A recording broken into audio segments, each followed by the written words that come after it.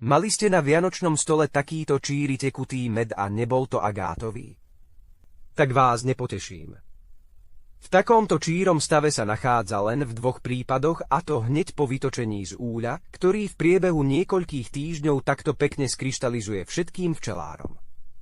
Takýto med môžeme zaradiť medzi rav medy, ktoré sú bez tepelnej úpravy a zachovávajú si všetky liečivé vlastnosti prírodného medu. V druhom prípade musíme med doslovne prehriať na teplotu viac ako 50 stupňov.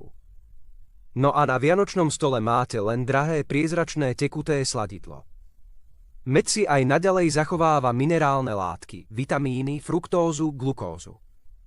Ale keďže stratilo enzymy, tak sa stáva živnou pôdou pre rast nebezpečných baktérií, ktoré spôsobujú zubný kas, zápal ďasien a iné zdravotné problémy.